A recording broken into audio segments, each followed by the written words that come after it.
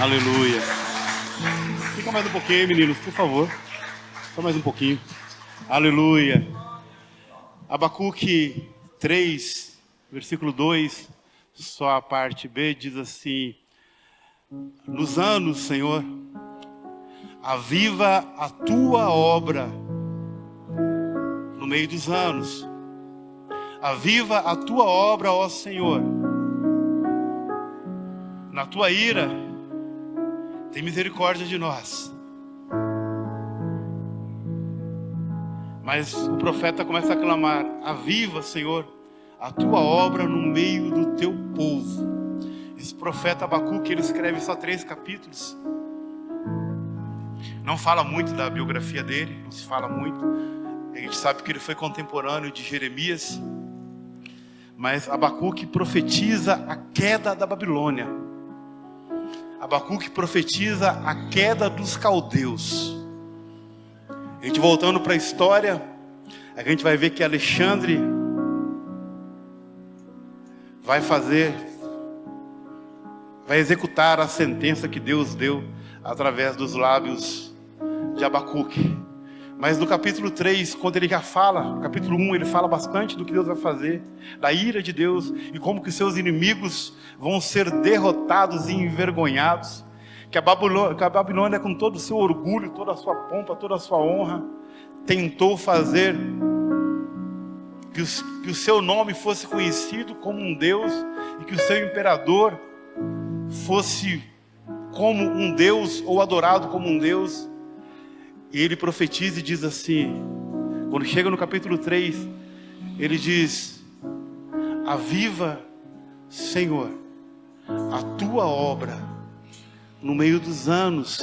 Aviva, Senhor, a tua obra no meio do teu povo. O que nós estamos pedindo para o Senhor não é uma obra nova. Eu não posso crer numa profecia que anda ainda por aí, como dizia alguns amados, uma voz que anda por aí dizendo que o melhor de Deus está por vir. Isso é uma profecia mentirosa.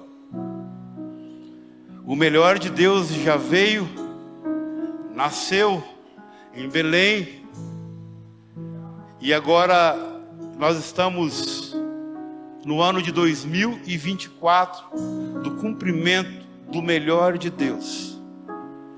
2024, ano de nosso Senhor Jesus Cristo. Pode ser crente, católico, evangélico, espiritualista, o que for, a religião que for, não importa, a religião que for. Quando ele assina um cheque, quando assina um documento, quando assina um contrato, eles são obrigados a dizer: que dia que é hoje? O dia de hoje? 17 de março de 2024, ano de nosso Senhor Jesus Cristo. Até aquele ano foi daquele jeito. Quando começou o ano 1 da era cristã, o melhor de Deus já veio. A obra de Deus foi cumprida e executada. E agora, nós tomamos aqui as palavras do profeta Abacuque, e dizendo: Senhor, aviva a tua obra. A tua obra já está no nosso meio, a tua obra já foi feita, a tua obra já foi executada e consumada. E consumando a tua obra, o teu filho disse: é-me dado todo o poder, todo o poder, todo o poder, todo o poder, todo o poder, nos céus e na terra. E o que nós pedimos ao Senhor é: aviva, Senhor, a tua obra. Eu olho para esse menino e diz: aviva, Senhor, a tua obra. Eu olho para esse outro amado e diz: aviva, Senhor, é tua obra. É tua obra. Você olha para o lado pro lado aí, vê o teu irmão, e você diz: Senhor, aviva a tua obra. Ou nós somos o quê?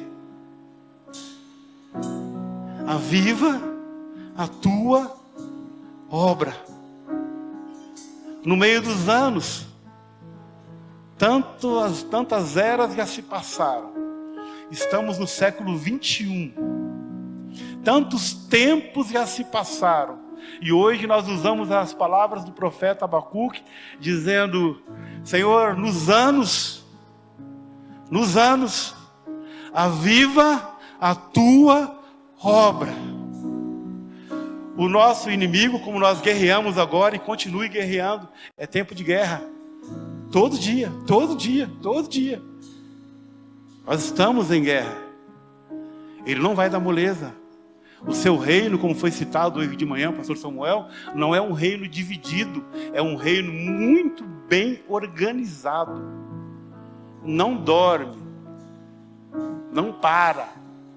Mesmo sabendo que já foi exposto à vergonha o líder e os seus liderados. Mas na cabeça satânica dele, ele diz assim: eu sei, mas a maioria do povo não sabe. E enquanto eles não sabem, nós vamos aprontar. Assim é a cabeça deles, é o reino deles. A maior derrota que a guerra ou a política usando a guerra pode fazer, sempre foi, desde os tempos, desde todos os tempos, desde os bárbaros até hoje, chamados povos evoluídos, entre aspas, né? A maior tática sempre foi a desinformação. Eu não preciso dar a informação correta. Eu posso dar a desinformação. Posso pegar a informação e torcer ela. Manifestou um demônio uma vez, falava aqui para o apóstolo, e o demônio dizia para ele assim, na cara dele, estava na cara dele: você fala lá no púlpito e eu distorço no ouvido das pessoas. Falou na cara dele. Você fala e eu distorço. Nós pregadores aqui, quantas vezes, porque talvez você nunca tomou um café comigo, não me convidou, também não te convidei, então a falha é dupla, então o perdão também é duplo. Mas a gente vem armado, a gente vem na defensiva, e Deus está falando, ao invés de você olhar para a palavra de Deus na boca do instrumento, você olha o instrumento e depois a palavra. O instrumento nada mais é, estou pleiteando um diploma de servo inútil. Estou tentando, com muito esforço, tirar um diploma de servo inútil. E é muito difícil. Mas qualquer um que vem aqui, a força não é a dinâmica do pregador, do evangelista, do mestre. Não, a força é a unção, é a revelação dessa palavra. A nossa obrigação, como mestres, como pastores, professores, apóstolos, profetas, evangelistas, a nossa função é preparar alguma coisa, estudar alguma coisa. E a nossa posição é a obediência. A função é preparar e a posição é a obediência. Para que Ele fale. Para que Ele fale. E nós estamos falando sobre um tema muito delicado. Pastor Samuel, como é difícil. Um dos temas mais delicados. Quase ministério nenhum gosta de tocar nesse tema. Chamado unidade. Não é união. Unidade. É um tema que os pastores dizem assim: vai bom até certo tempo. Chega uma hora que dá ruim. E graças a Deus vocês ouviram a voz do profeta que estava aqui, ministrando. E vem a voz profética, vem o dom da profecia. E dá ordens. Louvado seja Deus pela vida de vocês, que vocês obedeceram, levantaram e clamaram. É assim que funciona. Não importa se é o Gilmar, se é eu, se é o Nilo, se é uma irmã que veio aqui. Deus usou a voz profética seja no ministério profético, ou seja no dom da profecia. A nossa posição é como filhos obedientes e disciplinados, obedecer. Então nós vamos passar, não só hoje, como já fomos disciplinados de manhã, e vamos passar hoje, e mais alguns outros que virão, nós vamos passar por disciplina. Porque o papai ama os seus filhos, e ele diz que ele só disciplina quem ele ama. Quem não é filho, ele nem perde tempo, nem gasta tempo disciplinando. Esse Deus Todo-Poderoso, ele disciplina sim, mas ele disciplina filhos. O bastardo não, fica sem disciplina. Se você não aceita disciplina, e eu não aceito disciplina, a Bíblia me chama de filho ilegítimo. A Bíblia me chama de filho bastardo. Não foi gerado divinamente, não foi gerado do Pai eterno, não tem a semente do Pai eterno, não tem a semente que Ele gerou o seu Filho aqui na terra. E gerando o seu Filho, Hebreus 5:8 diz assim: ainda que Ele, Jesus, ainda que era filho, aprendeu a obediência por aquilo que padeceu. Ainda que era filho, aprendeu a obediência. Aí você fala, eu obedeço. Não, não obedece não. E nem eu. Da maneira que deveria obedecer. Você obedece a alguma coisa e eu também obedeço a alguma coisa. Mas não obedecemos da maneira que deveríamos obedecer. Por quê? Porque a obediência é um aprendizado que Jesus passou por esse aprendizado. Trocando aqui em miúdos para nós, na linguagem mais baixa do caipira, vamos dizer assim, Deus não deu moleza nem para o filho dele, porventura dará para nós? Ainda que ele era filho, aprendeu a obediência com dores. Padecer é o quê? Dói. Aprendeu a obediência com dores, com sofrimento, de vez em quando com a boca amarga. De vez em quando alguns textos dizem que as suas entranhas se moviam. Eu quero ler alguns textos com vocês, falando sobre unidade. Você vai dizer para mim assim, se eu perguntar para vocês o que vocês são, vocês vão dizer para mim assim, nós somos o corpo de Cristo. Eu digo, não é não. Vocês vão dizer para mim assim, nós somos a igreja. Eu digo, não é não. Como assim, pastor? Não. Você não é corpo, eu não sou corpo. Você não é igreja, eu não sou igreja. Eu sou um membro do corpo de Cristo. E o corpo de Cristo é a igreja. Eu sou uma célula, eu sou uma unha, eu sou um pé, eu sou um dedo, eu sou um fio de cabelo. Eu sou parte do corpo de Cristo. Mas eu sozinho, Sérgio, eu não sou corpo de Cristo. É a mesma coisa do meu pé, sair aqui andando e dizer, sou corpo. Não é. Você é pé. A minha mão sair aqui, que nem o filme da família árabe, ninguém assiste, só o pastor que vê televisão. Glória a Deus. E tem o mãozinha, né? E o mãozinha sai e diz, eu sou corpo. Não é. Você é uma aberração. Você é uma mão que anda sozinha. E que pensa que é corpo. Mas você não é corpo. Você faz parte do corpo de Cristo. E o corpo de Cristo é a igreja. E tem uma coisa que o nosso psique não gosta. O nosso psique não gosta de unidade com todos. A nossa alma, o nosso psique, nossa alma, o nosso coração gosta de unidade com afinidades, com quem eu tenho afinidade. E o corpo de Cristo diz que é a unidade de todos. Até que, nós lemos de manhã, até que todos. Oh, mas tem que ser com o pastor Nilo também? Não dá para deixar. Só isso, porque eu tenho liberdade com ele, tá? Se eu pego um outro aí, pode achar ruim. Eu posso arrumar encrenca. Eu não posso ser corpo com aquele grupo lá que vai na minha casa, assim, eu vou na casa deles, e aquela outra parte lá é outro corpo, é outra parte do corpo. Eu sou a parte do corpo do braço, eu sou a parte do corpo da perna, eu sou a parte do corpo do tronco. Não, não, não.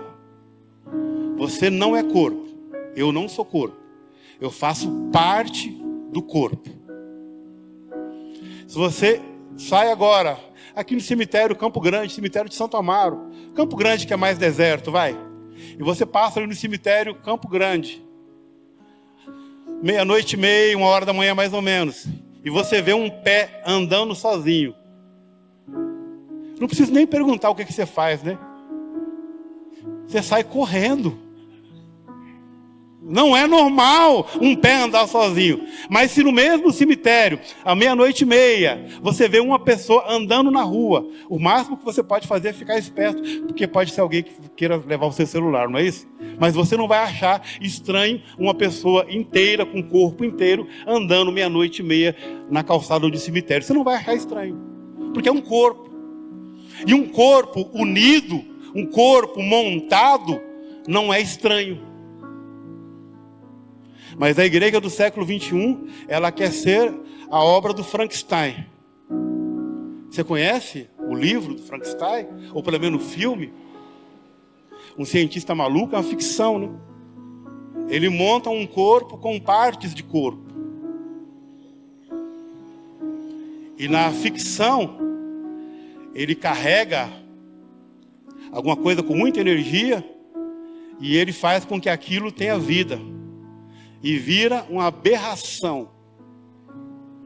Um corpo montado com pedaços indevidos, com pedaços mal ajustados.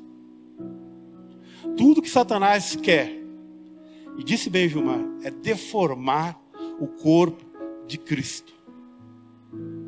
Um corpo deformado, o corcunda de Notre Dame. Um corpo deformado. O maior físico, não teve maior do que ele ainda, Stephen Hawking. Não teve ninguém que escreveu obra maior do que ele ainda, na física. Mas um corpo deformado. A igreja do século 21 está vivendo isso. Uma aberração. Uma aberração. Vou explicar por quê. Leia comigo, por gentileza, 1 João. Capítulo 3, eu te explico por quê. E quem viu isso, quem viu essa aberração foi o apóstolo do amor. Vamos falar sobre unidade, não é isso? Não é união, unidade. 1 João, capítulo 3, do versículo 9 em diante. O apóstolo gosta do 8, né? Fala bastante o 8. Mas eu quero ler com você a partir do versículo 9. Ele diz assim: qualquer que é nascido de Deus não vive na prática do pecado, porque a sua semente permanece nele, e não pode viver pecando, porque é nascido de Deus. Para um pouquinho aqui, liga o reverso aqui um pouquinho, e vamos voltar aqui no não pode. Qualquer que é nascido de Deus não vive na prática do pecado. Por quê? Ele explica. Porque a sua semente permanece nele. A semente que ele recebeu. Ele não vomitou a semente. Ele não abortou a semente. A semente permanece nele. A mesma semente que gerou um corpo no ventre de Maria. A mesma semente que gerou Jesus no ventre de Maria. A mesma semente que gera a pessoa de Cristo em nós. É nascido de Deus. A semente permanece nele e não pode viver pecando. Para comigo nesse não pode. Esse não pode não é um não pode proibido. Essa palavra que não pode, não pode, é proibido. Não é isso que está falando. O texto está dizendo não pode da sua genética, da sua essência, do seu gosto, do seu paladar, não poder. Você consegue tomar um copo de óleo? Alguém consegue? Pegar do lado da lata, agora é embalagem de plástico, encher um copo de óleo e tomar, você consegue? Você não pode, não é isso? Eu sou alérgico a frutos do mar. Se eu comer camarão, não sei porquê, depois dos 30 anos eu desenvolvi isso. Camarão, qualquer fruto do mar, me enche a garganta, trava tudo, enche os olhos, e se não tomar um antistâmico, morre. Então eu já ando com antistâmico quando eu viajo. Então eu não posso, eu até quero, eu tenho um desejo muito grande de comer uma ostra. Um dia Deus pode fazer um milagre e me curar disso. Eu tenho um desejo muito grande, aquela ostra grandona, um desejo de comer aquilo. Mas eu não posso, o meu organismo não dá. Quando João está dizendo não pode, é esse não pode, porque a sua natureza não consegue. É a mesma coisa de você tentar tomar alguma coisa que você não pode. Você fala, eu não posso com isso. O cheiro disso me dá náuseas. Eu não posso. João está dizendo nesse sentido, não pode viver pecando, porque é nascido de Deus. Observe o verbo, viver pecando. Não está falando de acidente de pecado, porque se eu falar que não peca também, aí eu vou entrar numa encrenca, porque de vez em quando, involuntariamente, pode acontecer, não deve. Para isso tem uma provisão no capítulo 2, dizendo que se acaso acontecer, se tropeçar, caiu no buraco, não viu, se pecar, temos um advogado, tem uma provisão para isso. Mas o que João está dizendo aqui no capítulo 3 é que não pode, não consegue viver pecando. Pode até acontecer que peque, mas a natureza divina que está dentro de mim, dentro de você, não te permite viver pecando. Está entendido essa parte? Glória a Deus. Vamos para frente. Versículo 10. Agora a gente arruma encrenca aqui, João. Seu apóstolo do amor, João, você arruma uma encrenca dessa. Você estava tão bonitinho, deitado no peito de Jesus, lá na Santa Ceia. E você fala uma coisa dessa aqui. Versículo 10. Nisto são manifestos os filhos de Deus e os filhos de quem? Nisto são manifestos os filhos de Deus e os filhos do diabo. Qualquer que não pratica a justiça e não ama seu irmão, não é. O João arrumou encrenca ou não arrumou aqui? Arrumou. E estamos aqui até hoje tentando resolver isso.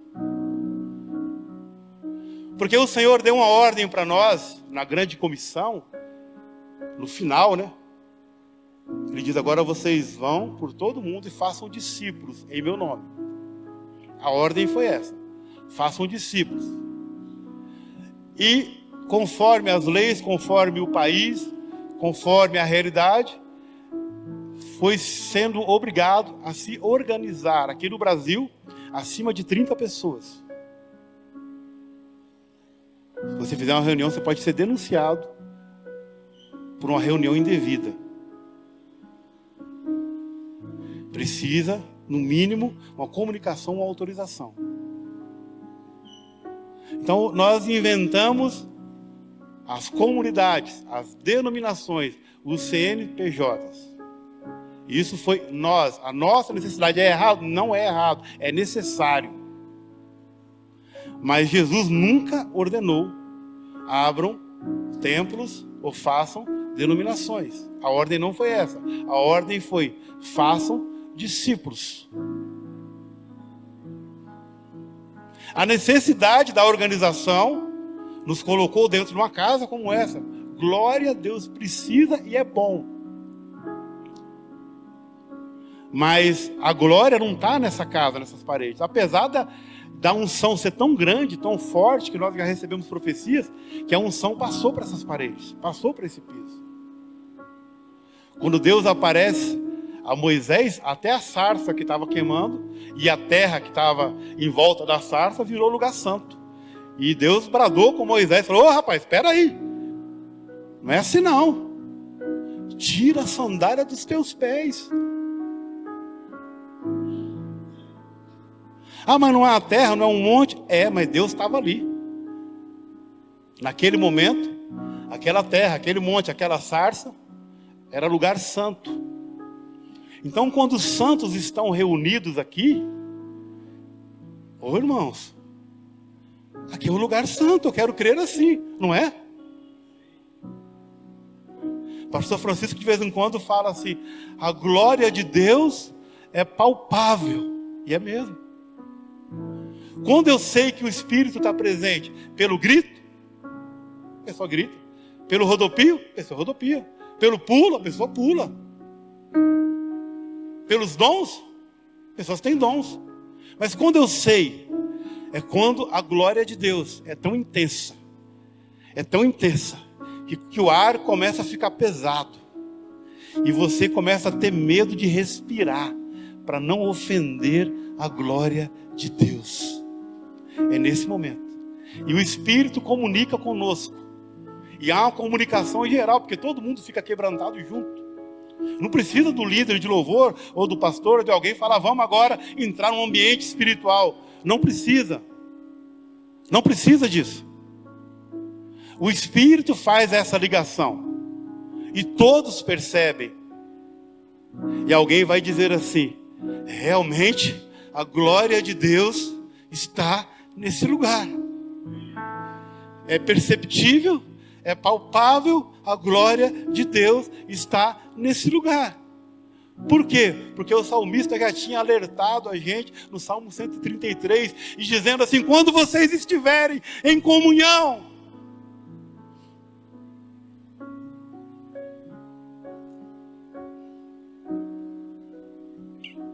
porque Deus disse pela boca do salmista, ele diz: eu acho bom, eu acho suave, me agrada ver os irmãos em união.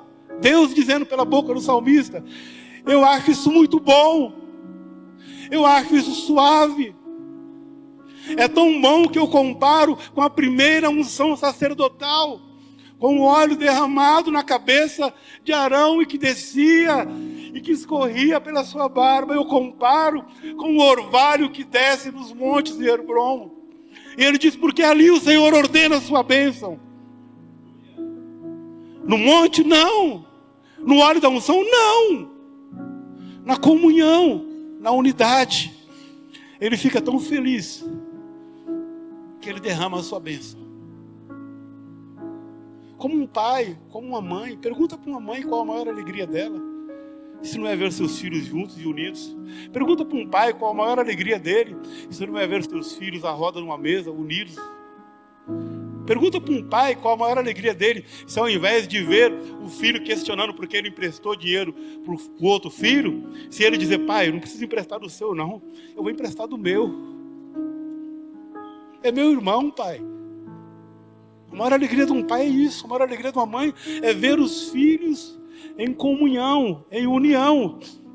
Aí o pai fica feliz, a mãe fica feliz, e a mãe, principalmente que é mais suspeita, já quer fazer um almoço, já quer fazer um churrasco, já quer unir os filhos, já quer convidar os outros parentes, porque a mãe ficou tão feliz que ela quer mostrar para os outros que a sua família é unida. É isso que ele está falando. E João está mexendo nisso. João mexe nisso, e a comparação que ele faz é que nisto são manifestos os filhos de Deus e os filhos do diabo. Jesus falou assim para os seus discípulos: não fui eu que escolhi vocês 12? Porventura eu sou ruim de escolha? Porventura eu não sei escolher? Não foi eu que escolhi vocês 12? No entanto, um de vocês é um diabo.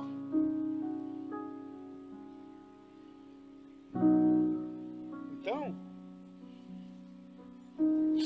se Jesus não escapou de ter um diabo no meio deles, nós escaparemos? O pastor Disseu disse que 10% da igreja. Ele que falou. Eu só transmiti. Mas tem irmãos que, ao invés de se esforçarem para ser um instrumento na mão de Deus, muitas vezes é um diabo na vida do outro, da outra, sua esposa, do seu filho, da sua irmã, do seu irmão, do seu pai. Muitas vezes um pai é um diabo na vida do seu filho, porque ele quer que o seu filho seja igual a ele, parecido com ele. Não é. O seu filho, ele é uma unidade única e exclusiva, ele não tem obrigação e não vai ser parecido com você. Talvez seja, geneticamente. Mas é um ser humano, é um indivíduo que vai pensar totalmente diferente de você, vai gostar das coisas que você não gosta, vai fazer as coisas que você nunca faria. Porque é um ser humano, é um indivíduo. E muitas vezes o pai ou a mãe fica forçando ali e acaba sendo um diabo na vida do filho. Ou o filho, muitas vezes, um diabo na vida do pai e da mãe. Por quê? Ele explica muito bem e diz: nisso são manifestos os filhos de Deus e os filhos do diabo. Qualquer que não pratica a justiça. Meu amado irmão, você acha justo? Você acha justo eu ver alguém difamando o meu querido pastor Francisco e eu deixar na minha frente? Você acha justo? Eu sabendo que ele não é tal pessoa e eu deixar?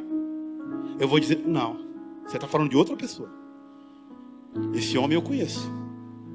Esse homem eu ando com ele. Eu sei quem é. E mesmo que eu não o conhecesse, você não pode ser ajudante do diabo. Porque o acusador dos nossos irmãos é Satanás. E ele não precisa de ajudante. Ele tem trilhões de demônios para ajudar. O reino dele é bem organizado. Mas as pessoas parecem que querem ajudar o diabo. Ele é o acusador. Então eu vou praticar a justiça. É justo. Não é justo. É justo eu ver o irmão e eu tendo para ajudar hoje, eu mando voltar amanhã? É justo. Campanha dos cobertores, parabéns vocês, amados. O inverno está chegando agora, né? Daqui a pouco o André já avisa. É justo eu ter 3 cobertas e o meu irmão não ter nenhuma, ou quando tem uma, aquela está toda rasgada, já está toda, o pano, o tecido já não cobre mais nada, já não esquenta mais nada. É justo. É justo a gente ter de mais e o outro ter de menos?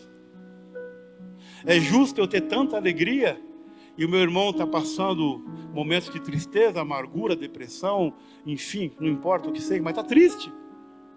Então ele está dizendo, o nascido de Deus, ele tem uma característica: ele não peca porque ele não pode, a natureza dele não permite. Ele não pode, não é o não pode de proibido, é o não pode que não consegue. E a outra característica do Filho de Deus é que ele é justo. Ele é pacificador. Preguei domingo passado na nossa igreja de Lins. E ele dizia, Jesus dizia lá no Sermão do Monte: bem-aventurados os pacificadores, porque eles serão chamados filhos de Deus. Todas as outras deixas lá falam outros atributos, mas os pacificadores têm uma exclusividade. Diz assim: eles serão chamados da genética de Deus. Os pacificadores serão chamados de filhos de Deus. E a unidade precisa haver momentos para pacificar aquilo, para aprender a perder. O apóstolo ensinou para mim muito cedo: olha, aprende logo. No reino de Deus, aprenda essas 2 regras. O prejuízo dá lucro, e para ganhar tem que perder. Aprenda isso cedo. Aparentemente, talvez você perdeu. No casamento, como é que eu me viro? Falando de casamento, como é que eu me viro? Casamento só tem 2 regrinhas básicas. É só isso. Eu estou 38 anos casado com a dona Sônia, e eu não sou fácil para ela aguentar, não é fácil. Tem que dar um parabéns para ela, né? E a Bíblia inteirinha, não sei porquê, a Bíblia não fala das mulheres, nem do Josué, do Moisés. Quando fala dela é alguém difamando ela. É a Cuxita lá. Não fala. Dos grandes homens de Deus não tem primeira dama. Não fala. Não fala. Mas 50% ou mais do ministério se deve a elas. E vai aqui o meu parabéns para vocês, atrasado pelo Dia Internacional das Mulheres, sábado passado, né? Que aguenta por amor, que suporta, nós falamos de suporte de manhã, que suporta por amor. Mas é ali o lugar da justiça, lá em casa. Eu tenho que ser justo com ela, ela comigo. E assim por diante, eu tenho que ser justo andando na rua. É justo passar na faixa de pedestre se o pedestre começou a atravessar a faixa? Ô pastor, mas aí só vai fazer doer tudo. Mas é justiça. Caso você não saiba, a faixa de pedestre é chamada de lei soberana. Sabe o que é isso? É uma lei que está acima de todas as leis. Não é multa, é processo. Se você atropelar uma pessoa na faixa de pedestre, não é só multa, você vai responder processo. Você vai entrar no Código Penal. Então é justo o pedestre. E outra coisa, a lei soberana da faixa de pedestre diz o seguinte: estando o farol aberto ou fechado, tanto faz, a prioridade é do pedestre. Vai atravessar, mesmo com o farol vermelho, se o pedestre não olha de todos os lados e alguém olhar para ele para ajudar. Anteontem eu peguei uma senhora pelo braço, o motoqueiro ia atropelar ela. Os carros parou e ela foi, quando só deu tempo de pegar no braço dela e puxar o motoqueiro. Ia jogar longe. Mas é justiça. Então o meu irmão está atravessando. Eu vou parar para ele atravessar. Não está vendo, não está assimilando direito, está interpretando mal, está com a visão turva, está pensando o contrário, mas está atravessando. Eu vou deixar atravessar. Depois a gente resolve. Quando chegar do outro lado, a gente resolve. Então ele está dizendo, olha que coisa simples. Aquele que não... Olha que coisa. A manifestação de ser filho de Deus, de ser filho do diabo, João diz que é assim. Qualquer que não pratica a justiça e não ama o seu irmão, não é de Deus. Ô João, pega leve. Se eu for trabalhar com a igreja com esse requisito, não sobra quase ninguém.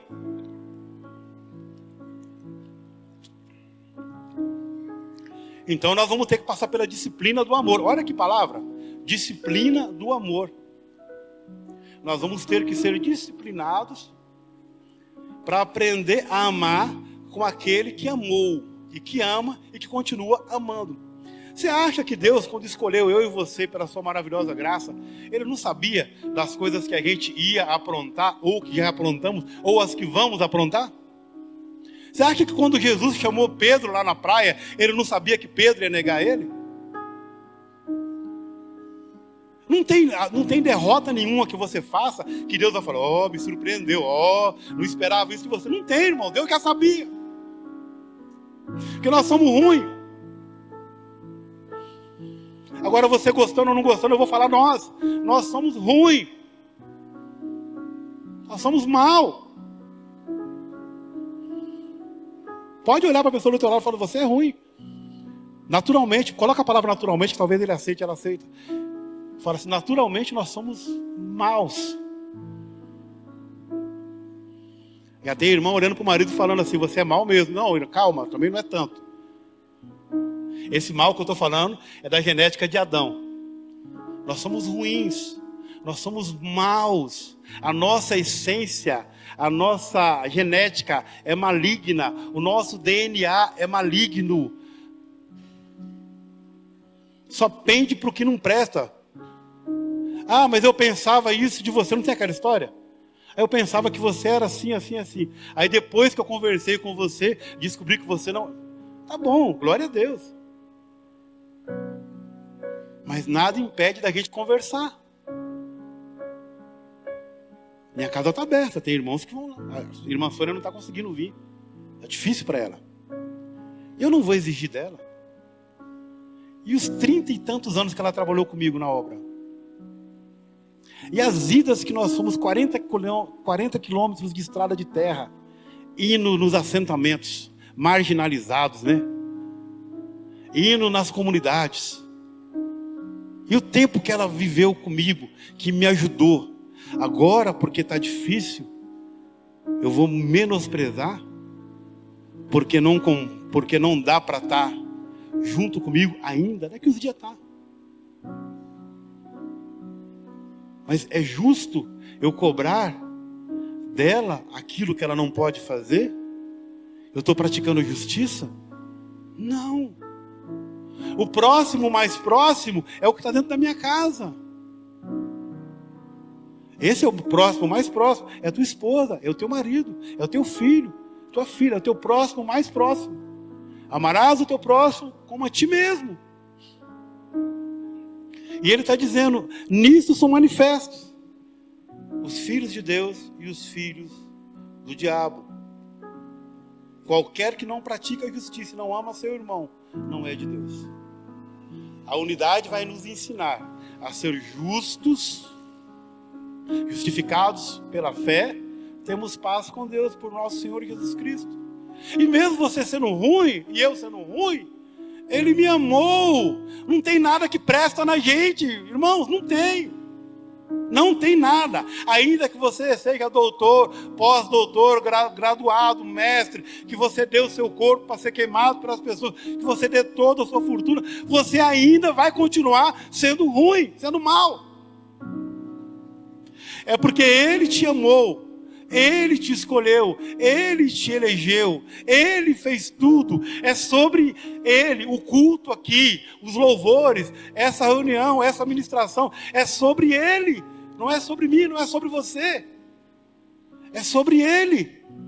É porque Ele quer o aperfeiçoamento do seu corpo. Você faz um exame de sangue, primeira coisa que o médico pede, né? Para ver como é que você está. Porque no exame de sangue o médico vê. E se você está preocupado se tem câncer ou não, o primeiro lugar que aparece a célula cancerígena é no exame de sangue. Então, lá vai aparecer. Né? Se os valores estiverem muito alto ou muito baixo, o médico já levanta a orelha e já vai fazer coisas mais. Mas o médico de vez em quando percebe, olha, está faltando proteína aí. Está faltando ferro. Está faltando cálcio. Toma aqui, toma isso daqui. Está faltando vitamina D. Toma isso aqui, não é? O seu corpo não está bem. O seu corpo está com deficiência de ferro, está com deficiência de cálcio, está com deficiência, enfim, de tantas outras coisas que nós temos. O psiquiatra vai dizer, o seu libido não está bom. O médico mais demonizado, né, que todo ser humano precisa pelo menos uma vez na vida passar no psiquiatra. Só para você ouvir o psiquiatra falar, você não tem nada, está tudo bem. Só para isso. Faz uma tomografia, faz uma ressonância, não tem nada. Glória a Deus, uma vez na vida não dói. É uma vez só na vida. Mas é o médico mais demonizado que tem. E é tão médico quanto um oftalmo, quanto um ortopedista, quanto um pneumologista. É um médico como qualquer um outro. E ele vai dizer para você, olha, os seus exames aqui estão mostrando que seu libido está baixo. Está mostrando que a senhora está com um problema aqui de açúcar. A diabetes está te fazendo delirar. A diabetes está fazendo a senhora, o senhor enxergar mal. E dali já te encaminha para um outro cuidado. Para cuidar do corpo. Por que você está falando isso, pastor? Estou falando isso porque examinando, colocando uma sonda, examinando o corpo de Cristo está urgentemente com a deficiência de unidade. O corpo de Cristo não está bem. O corpo de Cristo não está bem porque lembra que eu falei que eu não sou corpo, eu sou parte do corpo? E quando uma parte do corpo não está bem, o corpo não está bem. É isso. Quando eu machuquei ontem o segundo dedo do lado do dedão. Samuel está falando que a gente não dá nem importância, mas eu lembrei dele. Eu olhei para ele, cortado. Eu falei, cara, eu nem lembro de você direito. O negócio está machucado, a falta que faz. A unha quebrada, quando racha a unha. Misericórdia, a dor que é aquilo. Uma unha. O corpo todo sente. Então Jesus está dizendo para nós nessa noite com disciplina. Ele está dizendo, vocês não estão bem. O meu corpo está doente. Ô pastor, mas Jesus deixou o corpo ficar doente? Não, de maneira nenhuma. E nem deixará. Mas alguns membros do corpo estão doentes. Não é o corpo todo que está doente. Parte do corpo estão doentes. E o natural do corpo, aí que vem a aberração. Aí que vem o que não é natural. O corpo está doente, machucou o pé e não sente. Uma das manifestações da lepra, sabe o que é? É a perca de sensibilidade. Aquela parte do corpo vai necrosando. E para saber se a pessoa está com hanseníase, com a lepra, a identificação é que ela não sente dor. Fica insensível. Então, se não me dói ver um irmão, uma irmã que não está legal, esse corpo não está bem. O corpo não consegue sentir que o seu pé está decompondo, o dedo está preto, está quase apodrecendo. Daqui uns dias vai ter que amputar parte do pé e o corpo não está percebendo. É normal isso? Isso é uma aberração, isso não é normal. Não é normal. A teimosa sai de lá da casa dela, vem debaixo desse sol quente, chega ali passando mal, o André encosta no ombro, segura aqui, e ela gelada. Que senhora também é teimosa, a senhora tem que vir. A senhora gosta tanto de estar na igreja, assim, estar no culto assim. E está aqui de novo. Você sabe onde que ela mora? Procura saber depois, eu sei, alguns sabem. Você parar de reclamar um pouquinho. Mas o natural do corpo, o que é?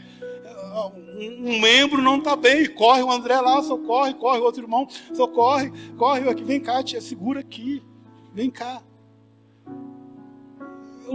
O natural do corpo é ter a sensibilidade que um membro do corpo não está bem. É justo fazer isso, estou praticando justiça. E nisto é que são manifestos os filhos de Deus e os filhos do diabo. Os filhos do diabo, eles falam ema, cada um com seus problemas. Não é problema meu. Eu não vou conseguir ajudar todo mundo. Isso é os filhos do diabo que fala. A igreja não pode ter comportamento de filho do diabo. A igreja tem que ter comportamento de filhos de Deus. Porque a igreja é o corpo de Cristo. E no corpo de Cristo tem os membros. Que sou eu e é você. É isso que está faltando, a sensibilidade. Mas nós achamos, no século 21, que se a gente colocar o nome da igreja de church, vai melhorar. Que se a gente pintar de preto, arrumar a iluminação, vai melhorar. Que se a gente liberar, vai melhorar. Não é isso. Não é isso. Foi falado muito bem hoje de manhã. Que o povo via que a igreja caía na graça do povo, porque o povo olhava e falava, aquelas pessoas se preocupam uns com os outros, e o texto diz que eles tinham tudo em comunhão, e não havia necessitado entre eles, e Jesus ficava tão satisfeito, o pai ficava tão alegre, o pai de família, Jesus também, como irmão mais velho, é chamado do pai de família. Ele ficava tão satisfeito que ele mesmo ia acrescentando à igreja aqueles que haviam de ser salvos. Ele ficava tão alegre que ele falou, já que vocês estão cuidando bem desses, eu vou mandar mais. Mas se vocês não estão conseguindo cuidar nem desses, como que eu vou mandar mais? É isso. É isso. Tem que doer em mim. Eu tenho que sentir a dor. Mesmo que eu não puder fazer nada, irmão, eu não consigo fazer nada. A minha conta no banco está zerada, estou no vermelho. Eu não tenho como fazer nada, mas eu pelo menos vou ficar aqui com você tomando água e orando junto. Se não puder fazer nada, nada. Mas pelo menos estar do lado, ouvir e tomar uma água junto, eu consigo. Mas se puder fazer mais alguma coisa, levar um açúcar, levar um café, a gente já faz um café. Se puder levar um pacote de bolacha, melhor ainda. Se puder ir lá na casa da irmã Antônia, ela enche a gente de coisa e vai pondo coisa na mesa. Não sei de onde que tira tanta coisa. Vai na casa, tira tanta coisa daqueles armários. E quer encher a gente, que eu tô gordo, não dá, pelo amor de Deus. E tira coisa, e põe coisa, põe coisa. Que é aquele sintoma de mãe, né? A mãe sempre acha que o filho está com fome e com frio. Comeu? Leva um agasalho. É coisa de mãe. Corpo. Então João continua dizendo, e ele vai apertar. Esse aqui é o apóstolo do amor, tá, gente? Esse cara aqui é chamado de apóstolo do amor. Olha aonde que ele aprofunda a sensibilidade, o sentimento de Deus. Deus usando a boca dele e a mão dele. Ele escreve dizendo, versículo 11: porque esta é a mensagem que ouvistes desde o princípio, desde quando ele começou o ministério, desde quando Moisés começou a lei, desde antes da lei, desde o princípio, que vos ameis uns aos outros. Não é desamar aquele que eu gosto, aquele que me é favorável, aquele que eu tenho compatibilidade ou incompatibilidade. É só isso. Que vos ameis uns aos outros. Versículo... isso aqui podia deixar quieto, de não ler isso. Olha onde João vai bater. Ele vai dizer assim, não como Caim. Não é para fazer igual Caim. Não como Caim, que era do maligno e matou a seu irmão. E por que matou o seu irmão? Porque as suas obras eram más e as de seu irmão justas. O novo nascido, eu falei que nós somos mal por natureza, e somos mesmo.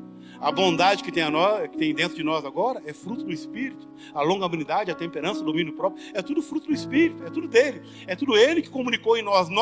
Em nós não tem nada que presta. Não aproveitou nada. Teve que pregar na cruz com Cristo, Romanos 6. Teve que pregar na cruz, teve que matar, teve que enterrar, bem enterrado, teve que sepultar. E depois teve que ressuscitar com Cristo. Do velho homem não aproveitou nada. Nada. É tudo do novo homem que está falando aqui. Mas ele está dizendo, vocês não podem ser como Caim, vocês não são mais maus, vocês não são mais do maligno. Não como Caim, que era do maligno e que matou o seu irmão. Cada vez que você difama o seu irmão, você está matando ele. Cada vez que você fala mal do seu irmão, você está matando ele. Cada vez que alguém acusa o teu irmão injustamente e você concorda, e tem um ditado que diz quem cala consente, você está matando o seu irmão. Ou, no mínimo, você não está deixando ou permitindo que a vida chegue até o teu irmão. Então ele fala, não como Caim. Nós não temos natureza de Caim. Nós temos natureza de Cristo. A semente que está em nós é de Cristo. Nós não podemos pecar porque a gente não consegue, porque a natureza é santa, a semente é santa. Não consegue viver pecando porque a semente é santa. Aí ele vai chegar aqui e dizer, e nós não somos como Caim, que matou o seu irmão. E por que matou o seu irmão? Porque as suas obras eram más e de seu irmão justas. Ele está dizendo que eu tenho que ficar feliz quando o Nilo tem obras mais justas que a minha. Eu tenho que ficar feliz e dizer, olha, eu pratico justiça, mas o Nilo ganhou de mim de 10-0. Tem que ser louvável. Eu tenho que considerar o meu irmão maior do que eu, estimularmos uns aos outros em honra. Considerarmos uns aos outros em honra.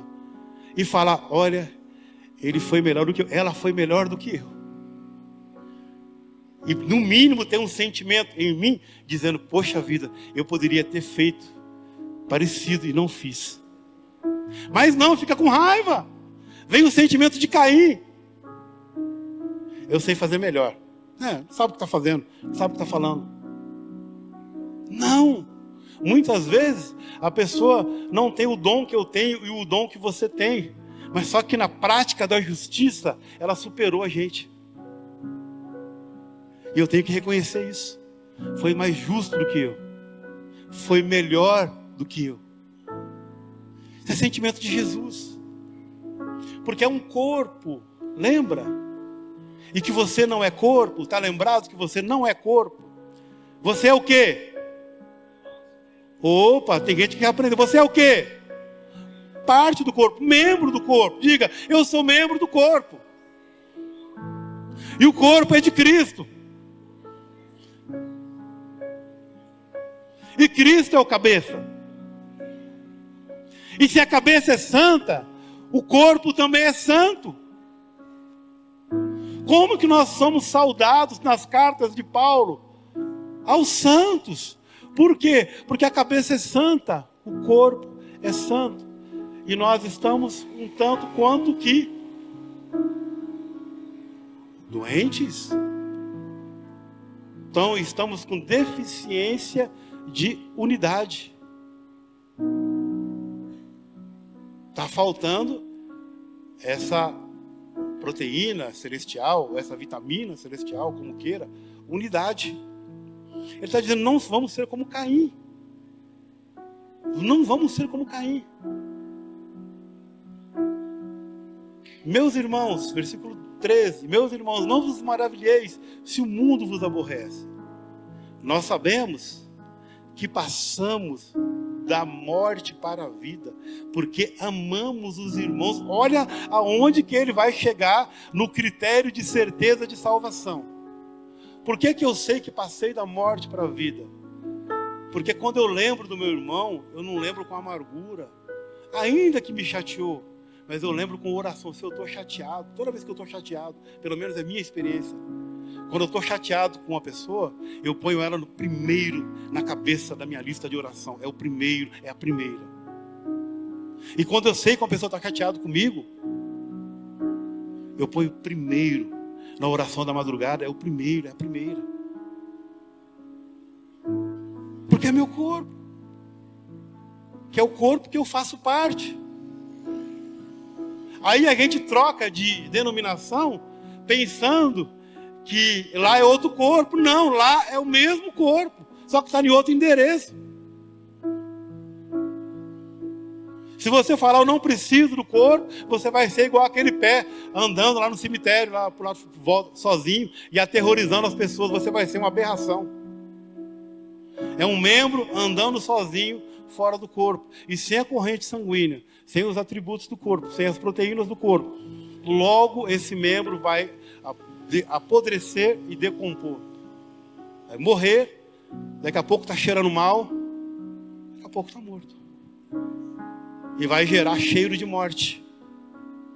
É isso que ele está dizendo para nós. Mesmo agora no Evangelho de João, por gentileza, capítulo 17.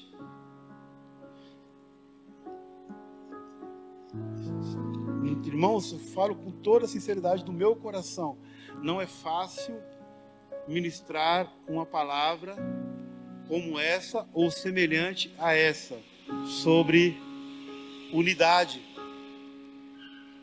Por que que não é fácil? Porque a gente falando é uma coisa e na realidade está longe. E nós sabemos disso.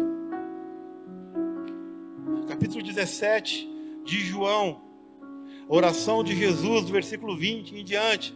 Ele diz assim: eu não rogo somente por esses, ele orando por mim e por você, mas também por aqueles que, pela sua palavra, pela palavra deles, pela sua palavra, hão de crer em mim, para que todos sejam um, como tu, ó Pai, o és em mim, e eu em ti, que também eles sejam um em nós, para que o mundo creia que tu me enviastes. E eu dei-lhes a glória que a mim me destes, para que sejam um, como nós somos um. Eu neles, e tu em mim, para que eles sejam, preste atenção, para que eles sejam perfeitos em unidade. E para que o mundo conheça, mais uma vez, e para que o mundo conheça que tu me enviastes a mim e que tens amado a eles como me tens amado a mim. Pai, aqueles que me deste, quero que onde eu estiver, também eles estejam comigo, para que vejam a minha glória que me destes. Porque tu me has amado antes da criação do mundo. Pai justo, o mundo não te conheceu, mas eu te conheci. E estes conheceram que tu me enviastes a mim. E eu lhes fiz conhecer o teu nome, e lhe farei conhecer mais, para que o amor com que me tens amado esteja neles, e eu neles esteja. Perceberam que é praticamente o mesmo texto de lá? Está tudo condicionado no amor e na unidade. É praticamente a mesma fala de João. Só que lá o João fala com autoridade, que as pessoas não devem ter entendido direito. Ele fala: meu irmão, o caso é o seguinte: se você não ama seu irmão, você não é de Deus. Se você não consegue amar aquela pessoa chata que você não gosta muito, aquela pessoa que fala alto, você não gosta que fala alto, aquela pessoa que fala baixo, que você não gosta que fala baixo, aquela pessoa que tem a cara... alguém falou que foi batizado no limão, sei lá. Se você não consegue, você não é de Deus. João já falou, e quando chega lá na carta, ele fala: olha, eu vou ser reto e direto com vocês, ou vou ser direto e reto com vocês. O caso é o seguinte: se você não pratica a justiça e você não ama seu irmão, você não é de Deus.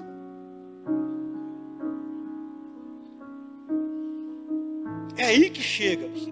Então, pastor Samuel, é com isso que nós estamos mexendo. Eu sei que o seu coração está apertado, está tremendo, e o meu também. Eu sei que você, Samuel, fica irritado com as falsidades que praticaram com teu pai e com tua mãe. Eu também fico. E ele está agora, ele já não percebia muita coisa, e agora menos ainda. E de vez em quando eu falo: pastor, não foi isso que a pessoa falou, não. Foi outra coisa, está na maldade mesmo com o senhor. Ele: é? Eu falei: é. Mas ele não vê. Agora deixa. Vai falar o que agora? Com 80, vai para 86 anos. Vai falar mais o que agora? Pelo menos tentar aprender um pouquinho com ele, né? E não adianta a gente ir no ferro e fogo. Não adianta a gente ir na marra.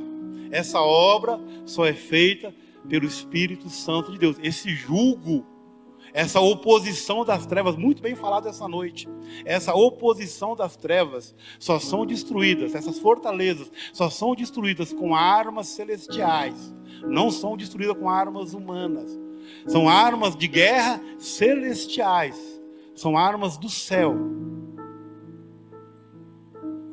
que vão dizer para ele, os territoriais daqui vão dizer para ele: você expulsou a gente daqui? Então nós vamos arrebentar o que você construiu. Vamos falar para ele. Tem irmãos nossos, talvez você não saiba, né? Eu não posso citar nome, mas eu atendo. Como terapeuta eu atendo. Tem jovens nossos que eram daqui, que foram para Umbanda, tá? Sábado atendi mais uma, que estão na Umbanda. Aí você fala: uau, como? Eu também não sei.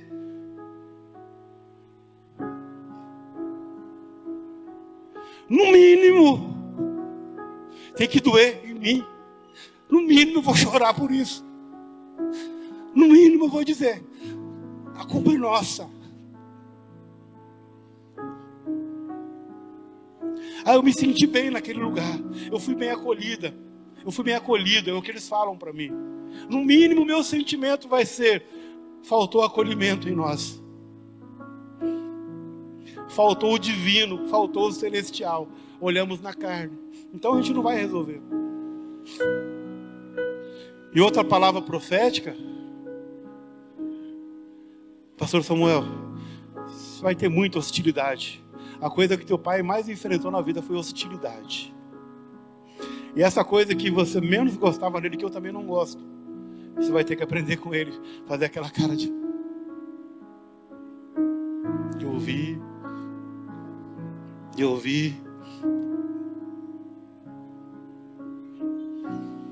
Hostilidade. Mas a hostilidade não é do irmão, não é da irmã, não é das pessoas. Essa hostilidade é de Satanás e seus demônios. É um reino muito bem organizado, muito bem articulado, que trabalha nas entrelinhas, trabalha nas mentes e nos corações. E esse reino, eles querem destruir a essência da igreja. A essência da igreja é amor, é unidade. A essência da igreja, a força da igreja é unidade, é amor. 13 de João, ele vai dizer assim, olha só o que Jesus disse, 13, e agora?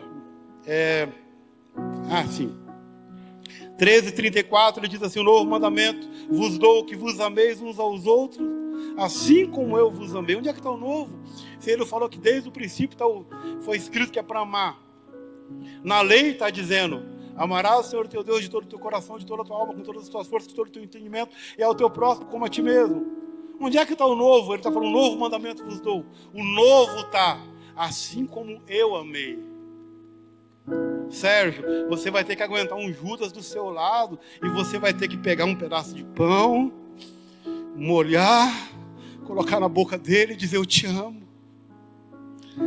Você vai ter que chegar e falar para o Judas, falar assim: olha, o que você tem para fazer comigo, vai e faz logo. É na Santa Ceia o Paulo falar uma coisa dessa pelo Espírito, porque o Senhor falou para ele, e ele diz: porque o que eu recebi do Senhor também vos ensinei, que o Senhor Jesus, na noite que foi traído, ele tomou o pão. Então ele disse: você vai ter que aprender o comportamento do traído, não do traidor. Você vai ter que aprender com o traído, como que um traído se comporta. E o Espírito vai dizer: o teu Senhor, ele foi traído, e ele se comportou dessa maneira, e basta ao aluno, ao discípulo, ser igual ao seu mestre. Você vai ser questionado, e o próximo texto que eu vou aqui agora, já finalizando, você vai ser questionado, e Lucas 11, finalizo por aqui, na batalha do ódio contra o amor, que a batalha é essa. Ou não? A batalha é essa, do ódio contra o amor, da revolta contra a paz. A batalha é essa. Você olha para a pessoa: está revoltado, irmão? Está revoltado? Se está revoltado, não é de Deus. O revoltado dos revoltados, e o revoltado que fez a revolta, é que coloca a revolta no teu coração. Ele é craque nisso. Ele não é brincadeira, que ele conseguiu derrubar a terça parte dos céus e derrubou seres em hierarquia maiores do que ele. Que disse Judas que estão presos em cadeias eternas, reservados para o dia do juízo. Só que como ele fez a rebelião, ele tinha o comando. Até que o Senhor o venceu. E Lucas 11, ele vai dizer exatamente isso. E eu quero ler esse texto com você. Lucas 11, ele diz assim, ele foi chamado de filho de Beelzebu, ouvimos hoje de manhã.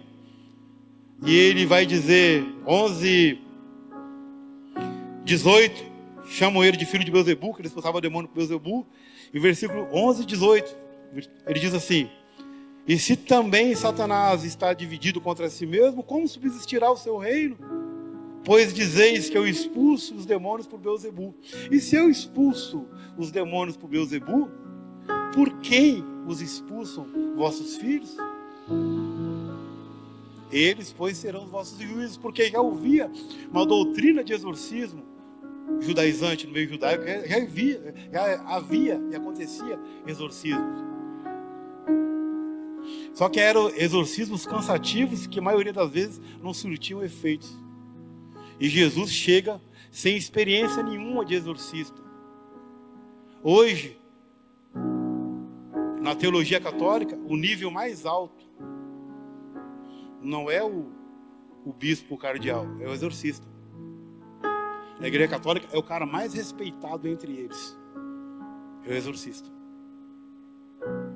E são poucos padres ou sacerdotes que ousam entrar nessa área. Então para eles havia uma prática comum. E eles falam, mas esse cara nem passou pela escola rabínica, esse cara não fez nada, como é que ele é exorcista? Ele expulsa demônio, é Beelzebu, é feiticeiro. E Jesus fala então, os vossos filhos, vossos príncipes, eles vão julgar vocês. Mas o versículo 20 ele diz, mas se eu expulso os demônios pelo dedo de Deus, certamente a vós é chegado o reino de Deus. Vou finalizar esse texto, diz assim, isso aqui é um texto psicanalítico, vamos falar assim, um pouquinho da área aqui. Isso aqui é um texto de alta psicanálise, que só entende, talvez alguns colegas aqui que são terapeutas, já entenderam, e talvez se eu conseguir te explicar agora, você vai entender.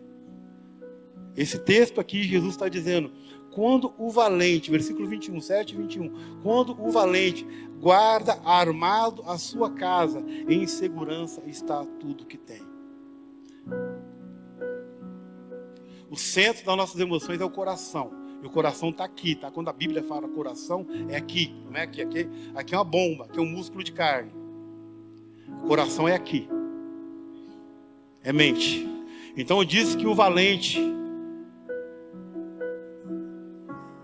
a pessoa fica endemoniada na mente. Hoje, pastor, não se manifesta muito demônio. E o senhor sabe disso, nós sabemos que para manifestar demora.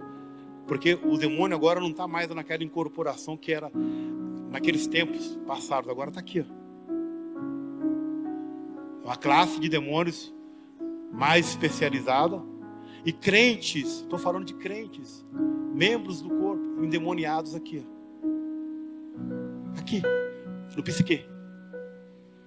Diz que o valente guarda armado tudo quanto ele tem. Está em segurança na sua casa, tudo quanto que tem. Ele guarda armado aqui. Quando você vai conversar com a pessoa, ela já está armada. Quando você vai dizer para a pessoa, deixa disso, é teu filho. Para com essa amargura, para com esse ressentimento, é tua mãe. Para com esse remorso. O que é ressentimento? É sentir a dor como aquela hora. O que é amargura? Na hora que lembra do ressentimento, a boca fica amarga. Lembra de 30 anos, de 40 anos, de 50 anos, como se tivesse acontecido há um minuto atrás, e chora copiosamente, porque está aqui, ó, guardado e armado, e Satanás coloca guardas. E quando você tenta ministrar, e você fala texto para a pessoa fala, eu já sei, pastor, desse texto, eu já sei, pastor Nilo, eu conheço esse texto. E a pessoa começa a falar, eu já sei. E dá vontade de você falar, você já sabe por que está desse jeito. Mas não reconhece que está doente. E o inimigo diz, não, isso aí é coisa que eles estão inventando agora. Você não está doente, coisa nenhuma, você está bem. E o inimigo vai falar a palavra de Deus, que ele distorce. Ele vai falar, não, você é eleito. Se Jesus é o melhor de Deus, é o escolhido de Deus, você é o escolhido de Jesus. Mas o escolhido de Jesus está fazendo diabrura. O escolhido de Jesus não está perdoando. O escolhido de Jesus está odiando. O escolhido de Jesus está difamando o seu irmão. Mas você vai falar, a pessoa está armada, porque o valente guarda aqui dentro. E tem vezes que nem a pessoa sabe onde é que está. A gente chama isso de subconsciente. Que a pessoa não sabe onde é que está. Mas Jesus disse o seguinte, continuando o texto: mas sobrevindo outro valente, maior do que ele, e vencendo-o, tira-lhe toda a armadura em que confiava e reparte os seus despojos. O que é isso, pastor? Despojo? A coisa melhor que a pessoa tem: saúde e paz. A linguagem do maçom, cumprimento do maçom: saúde e paz.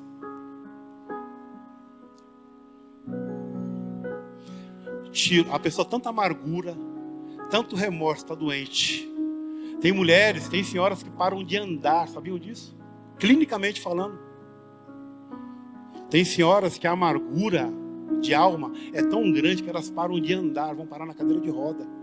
Eu conheci pessoas que ficaram cegas. Eu conheci um homem em Penápolis, ele ficou cego. Foi no oftalmo, foi fazer campometria, não tinha nada, ele não enxergava. Por quê? O valente guarda armado, a arma aqui dentro. A pessoa, o que mais as pessoas têm quando você vai dar um conselho, quando você vai chamar a atenção?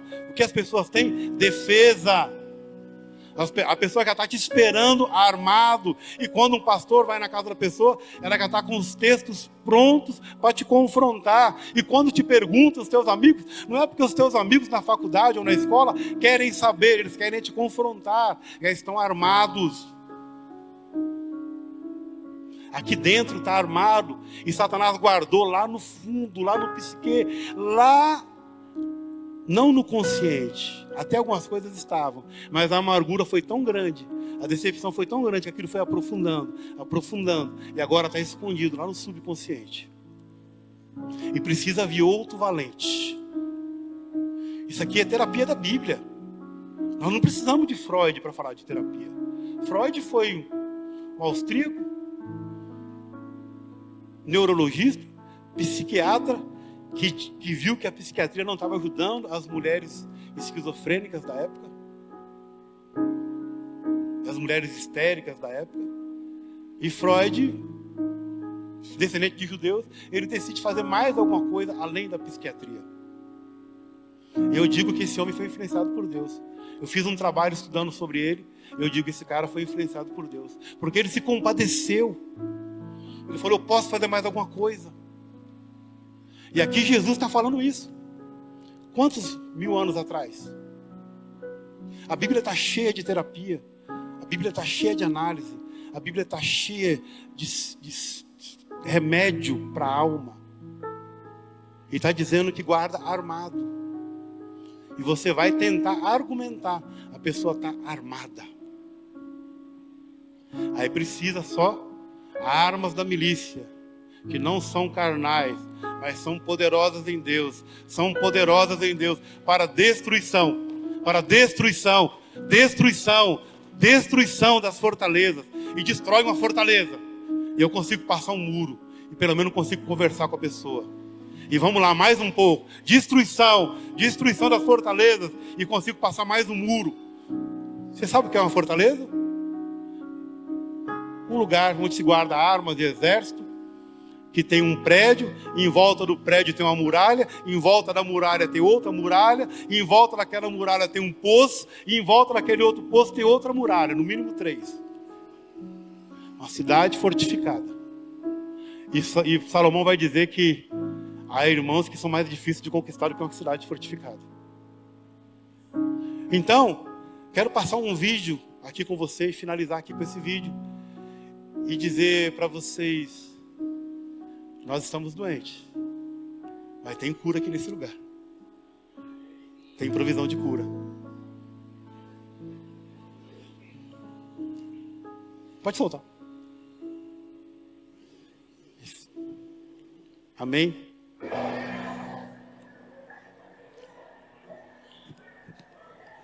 Essa confusão por causa disso?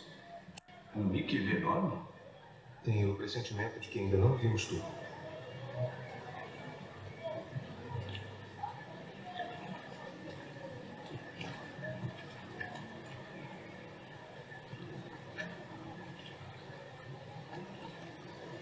Ei, Quem? Ele. Aquele que está aqui há mais tempo, mas não devia. Aquele triste. Porque eu tenho a impressão de que não é apenas uma conversa. Nós precisamos ficar atentos? Não. Apenas fiquem comigo e observem.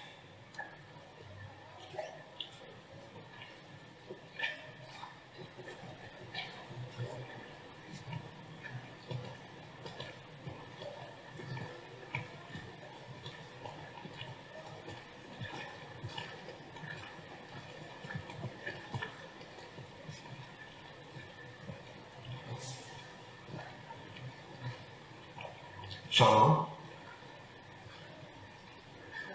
Eu? Sim? Shalom. Eu tenho uma pergunta para você. Para mim? Eu não tenho muitas respostas. Mas estou ouvindo. Você quer ser curado? Quem é você? Conversamos sobre isso depois. Mas a minha pergunta continua. Você vai me levar para a água?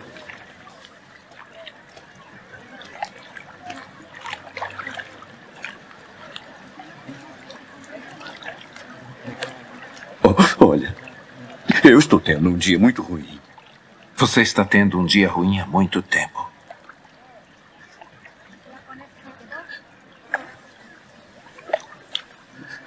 Então, Senhor, eu não tenho ninguém que me ajude a entrar no tanque quando a água é agitada. Enquanto eu estou tentando entrar, os outros chegam antes de mim. Então, olhe para mim. Olhe para mim. Não foi isso que eu perguntei. Eu não estou perguntando quem está ajudando você, ou não está ajudando, ou quem está atrapalhando. Estou perguntando sobre você.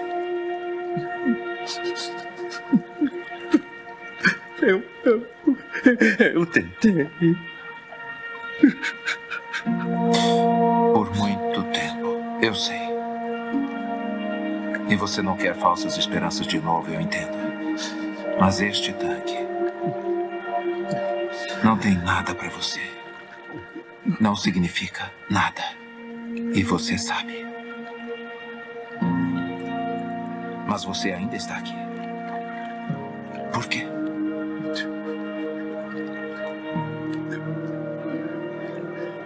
Eu não sei. Você não precisa deste tanque. Você só precisa de mim.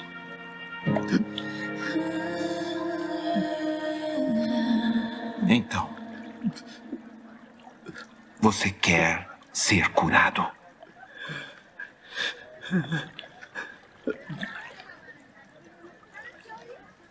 Então vamos. Levante-se, pegue a sua maca e ande.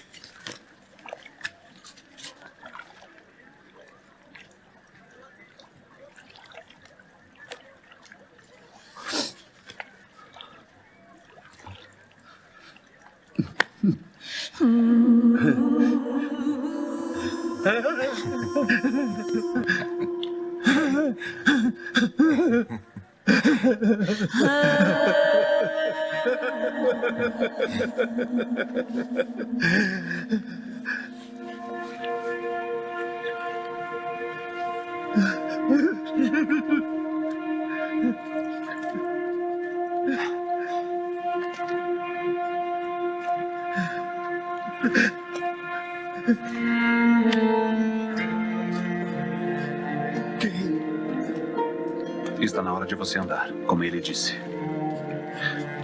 Não se esqueça da sua maca.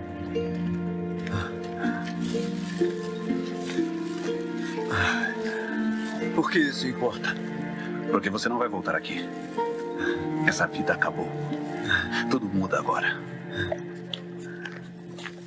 Você é Shabat. O que você está A fazendo? Torá proíbe carregar uma maca no Shabat? Não a Torá, a tradição oral. Sim, o transporte de objetos de um domínio para outro viola o O Shabat. homem que me curou me Você não disse... viu o que acabou de acontecer? Por que está tentando criar confusão por causa do Pegue a Shabat? sua maca e ande. Quem fez isso?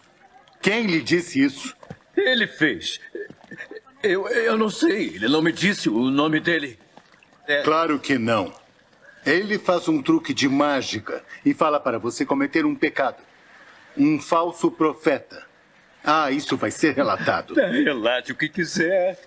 Eu estou em pé nas tuas pernas. Desculpe, eu preciso encontrar o meu irmão. Obrigado, querido. Tá bom até aí, meninos. Obrigado.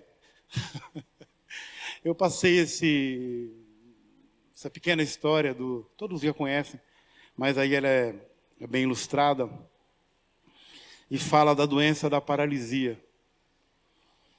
E a falta da unidade, eu estudando bem, analisando bem, eu descobri, numa análise não clínica, mas espiritual, que a falta de unidade provoca paralisia na igreja. Estamos doentes. A pergunta, não de Jesus, que ele acabou de fazer para vocês aqui. Ele perguntou se vocês querem ser curados. A minha pergunta é, primeiro, você reconhece que está doente? Eu reconheço que estou doente, eu reconheço. Então a pergunta é, eu reconheço que não estou bem da maneira que poderia estar? Reconheço. Então a minha pergunta é essa. A igreja está mais ou menos nessa situação. Grudada em uma seita, em uma religião que era o tanque de Betesda, que era um costume herético, era um costume pagão aquilo. Que eles acreditavam que vinha um anjo que movia as águas. Só que ali iam, todas as religiões iam ali. Era um ato de paganismo. E Jesus pergunta para esse homem, pergunta para nós, e ele pergunta, você quer ser curado? Eu quero. A resposta do paralítico talvez foi a minha e foi a sua. As nossas desculpas, a arma que está aqui dentro. Ah, Senhor, mas quando eu vou, vai outro na minha frente. Aquele carro que era para mim ganhar, o outro ganhou. Aquela casa que era para mim ganhar, o outro ganhou. Ninguém me dá chance. Quando eu vou, vai outro na minha frente. Mas Jesus continua perguntando. Eu não estou perguntando quem te ajudou ou quem deixou de te ajudar. Eu não estou perguntando detalhes da sua vida. Eu não estou perguntando do seu sofrimento. A pergunta de Jesus é, você quer ser curado? E Jesus disse para aquele homem, você está há muito tempo nesse tanque. 38 anos. Eu vou falar como membro da Igreja Batista do Parque América, com toda a ousadia, posso falar isso. Tem gente aqui há mais de 38 anos e outros que não estão aqui. Paralíticos, acreditando numa religião, idolatrando a Igreja Batista do Parque América ou idolatrando qualquer outra religião e colocando o tanque maior do que o Senhor. E o Senhor disse para esse homem que está dizendo para nós, vocês não precisam desse tanque, vocês precisam de mim. Ele está aqui no nosso meio, olhando para a minha cara aqui, eu falando dele, ele olhando para mim, e ele deve estar dizendo, vai Sérgio, tem coragem, e eu fico tremendo, com medo de falar algumas coisas, e ele fala o que eu te mandei falar, e eu falo. Estamos doentes, e a nossa deficiência é a falta de unidade. E Jesus está perguntando, e nós vamos criar métodos, nós vamos criar circunstâncias, a nossa arrogância, queridos, é tão grande, que a gente quer criar circunstâncias para gerar unidade, nós não vamos conseguir. Não vamos conseguir. A unidade é o Espírito que gera. A nossa função é se colocar na posição e clamar por isso. E finalizar com aquele texto que eu comecei de Abacuque. Aviva, Senhor, a tua obra, é tua obra, é tua obra, é tua obra. Olha para o teu irmão e diga assim, você é obra de Deus. Você é a obra de Deus. Diga para o Senhor: aviva, aviva, aviva, aviva, Senhor, a tua obra no meio dos anos. Aviva a tua obra. Aviva-nos, Senhor. Os nossos métodos não vão dar jeito, as nossas invenções não vão dar jeito, mas o teu Espírito vai fazer essa obra. E nós reconhecemos que precisamos ser curados. Eu convido você a se colocar de pé. E vamos orar nesse sentido. E eu gostaria de convidar para orar junto comigo o pastor dessa casa, que agora é nosso presidente de honra, e o pastor presidente também, o pastor Samuel. Eu gostaria que vocês orassem junto comigo, aqui na frente, levantando a mão para o povo. Eu gostaria que vocês ministrassem isso. Eu gostaria que vocês ministrassem assim ao povo. É muita ousadia eu querer fazer isso, né? Sozinho, misericórdia. Eu gostaria que vocês fizessem isso. E nós, como povo, nós como igreja Batista do Parque América, nós estamos diante do Senhor, não é de vocês, não. Estamos diante do Senhor, reconhecendo que estamos doentes e que precisamos de cura. E o profeta vai dizer: porventura não há bálsamo para a ferida do meu povo? E eu gostaria que vocês ministrassem isso. Pastor Samuel, logo em seguida, pastor do Senhor, por favor. Você que precisa, que nem eu, Senhor, isso é obra do teu Espírito. Estamos sendo ministrados porque nós precisamos de cura. E eu me coloco, Senhor, diante do teu altar a cada dia e digo: Senhor, eis-me aqui, cura a minha vida, cura, Senhor, a vida da tua igreja, no mais profundo, aonde ninguém tem acesso.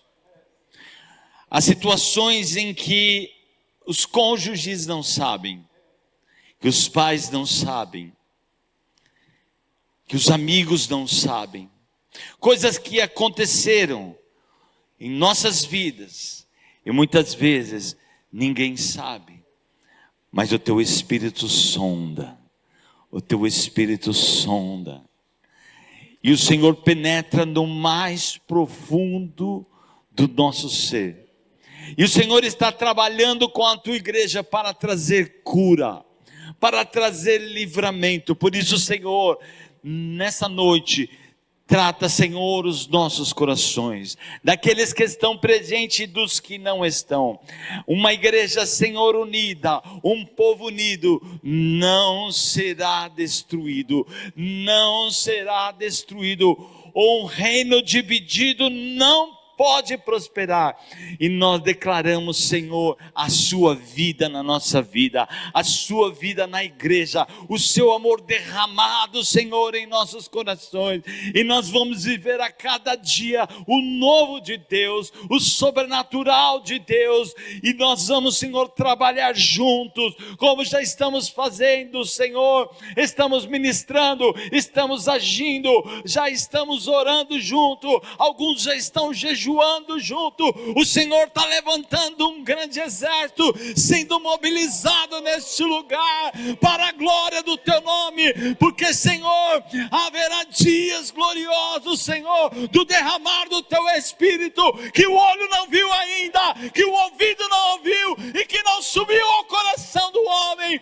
O Senhor tem preparado novidades espirituais para a sua igreja. O Senhor tem preparado vinho novo para a igreja, alegria derramada do Espírito de Deus sobre a igreja. O Senhor tem óleo novo, tem unção nova, tem poder novo, e nós dizemos: Senhor, eis-nos aqui, Senhor. E que a unidade do teu Espírito, ela seja abundante no nosso meio, que o seu amor seja cada vez mais derramado em nossos corações. E, Senhor, a dor do nosso irmão vai ser a nossa dor.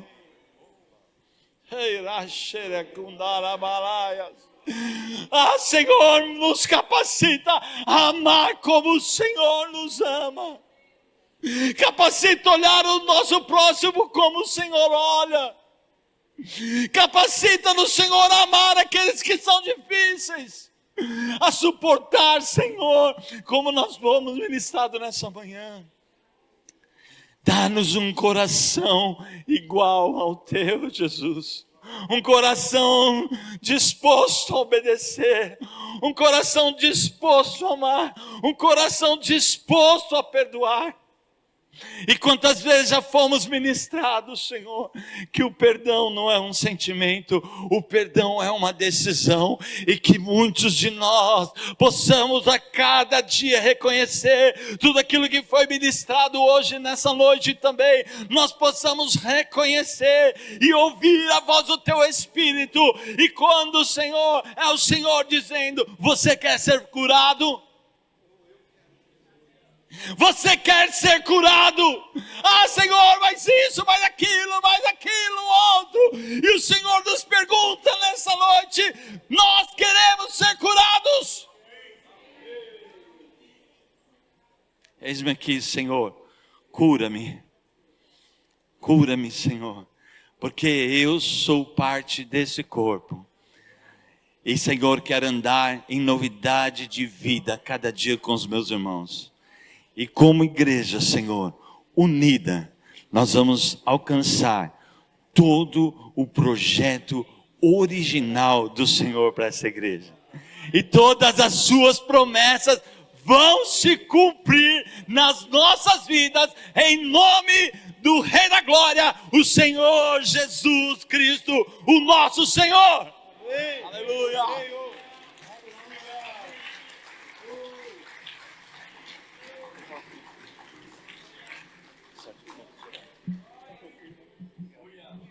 Aleluia. Vou fazer a pergunta que já Jesus fez para o homem. Você quer ser curado? Quando você quer ser curado? Quem quer ser curado agora? Levante a mão. Maravilhoso Deus e Pai, este povo de mãos levantadas quer ser livre, quer ser curados, querem se levantarem no poder da Tua ressurreição, para louvor, para honra, para a glória do Teu nome. Oramos e abençoamos a cura em nome de Jesus. Amém, amém. Glória a Deus. Obrigado, irmãos. Deus nos abençoe.